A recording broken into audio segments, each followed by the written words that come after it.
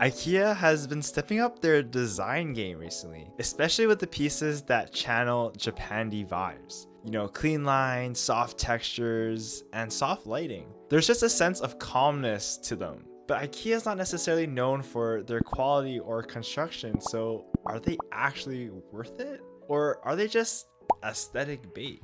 Welcome back. Today, I picked out 5 of my favorite finds under $40 that channel that Japandi vibe, and I just think look amazing. We're gonna talk about the design, the designers, and what I think about them personally. So let's get into it. All right, we're gonna start off from cheapest in price to most expensive. And we're starting off with this paper pendant, the gullsudare. it's a new variant of an older item from the collection, which I actually have a video on if you want to check it out. Shameless plug. And I honestly love that IKEA made this because it is an awesome alternative to a very well-known and expensive Akari lamp or light sculptures designed by Isamu Noguchi. I've mentioned his works here before on my first video, but he's one of the most important and critically acclaimed sculptors. He was also an architect and landscape artist. In the 1950s, he visited a small town in Japan. He was really inspired by these paper lanterns called and got inspired by them to create the Akari light sculpture.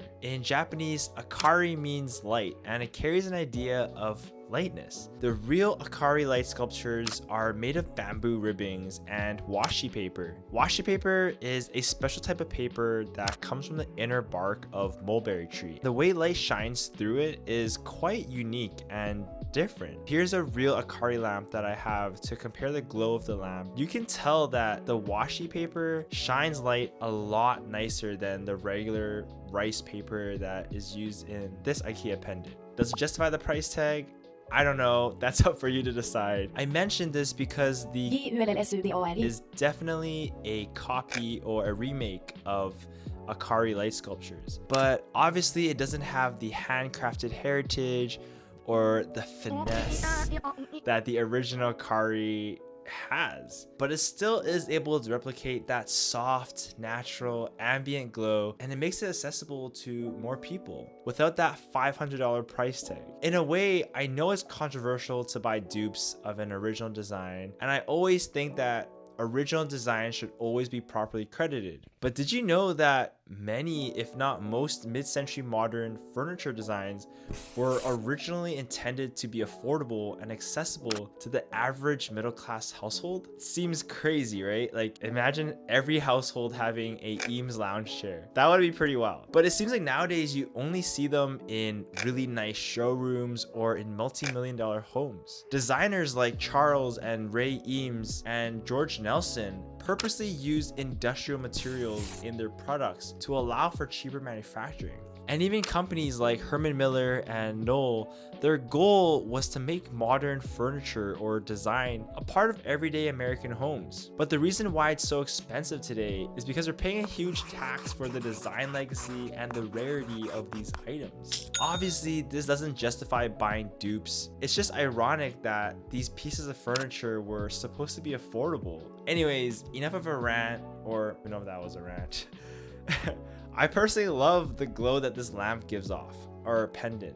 Or you can use it as a lamp like this, kind of. I just put a light bulb inside. It's so simple to install. Personally, I prefer the bigger diameter one. The smaller one works really well in smaller living spaces like my room, or even smaller apartments nowadays. And at $4.99 Canadian, you can buy 2 or 3 just in case they rip, and they do rip pretty easily. So I'll give the gullsudare a solid 8 out of 10. On to the next item. The next item is also made of rice paper and is most definitely inspired by Isamu Noguchi's Akari light sculptures. But the designer behind this piece is Frederick Buchmann, who is also a pizza chef and runs a little pizza shop, I think, called Pizza Fred. His designs are awesome, from cool chairs, a sustainable furniture concept for Olympic athletes, to even this table he designed for Adidas Germany.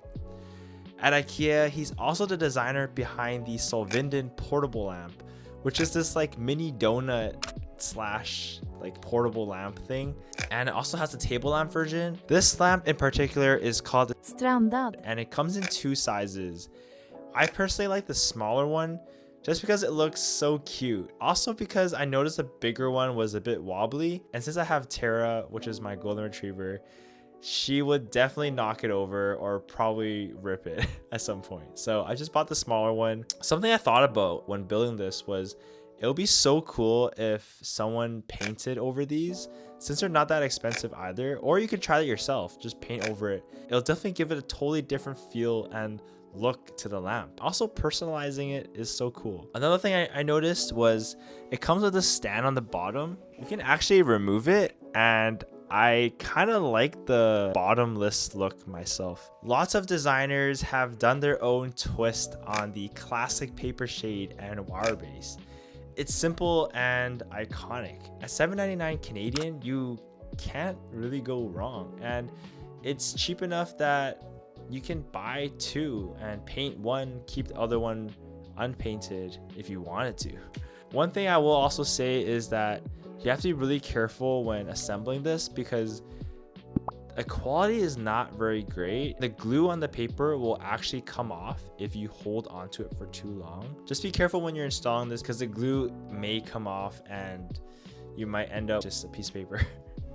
Anyways, I'm gonna give this strandad a 6.5 out of 10 just because I think the original design is not anything crazy, although it is a very nice accessory to add to your home. On to the next one. The next item is the kuddlava. It is another lamp, but this one is made of plastic. IKEA does say on the website that at least 50% of it is recycled, but it might just be a gimmick. And it has a wooden knob on the top, which is a nice touch. Before I go into the design of this build was very confusing. And if you mess up, if you accidentally crumple the shade or the base because it's plastic, it will show forever. Like, it's gonna be marked forever. So just keep that in mind. I say that because I definitely creased mine near the top. Yeah, learn from my mistake and don't force the plastic, although it's very easy. This lamp has gotten really popular recently, and it makes sense because it's such a unique lamp. And it's one of my favorite lamps from IKEA so far. I think the pleated pattern is super unique, and it's something I would see in higher end. When I first saw this, I didn't even know it's from IKEA because I know Hey has their version of this called the Matin table lamp, and it reminds me a lot of Issey Miyake's pleats. One detail I really love about this lamp is the fact that light shines through the whole lamp because the material is translucent, so it kind of gives an opal shine effect. So the designer behind the is Lucas Basler, and he's designed quite a few things from IKEA. His most notable ones for me were the pendant and the SYKOMORLÖNN. clock. Funny enough, some of the barbecues at IKEA are designed by him as well. This isn't his first time using a pleated pattern in his works.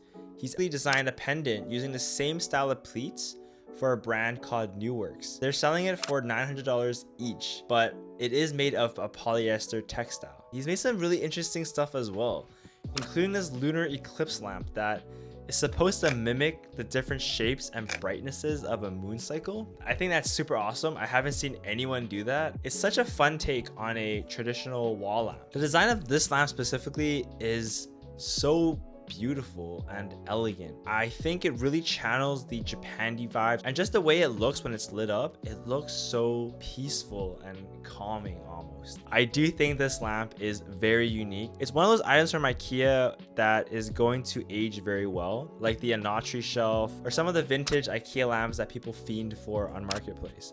This is definitely gonna be one of those. I think it's just one of the more special lamps that have come out from IKEA. And for 15 hot dogs, like, such an easy and affordable way to spice up your space. For that, we're gonna give this lamp a 9 out of 10.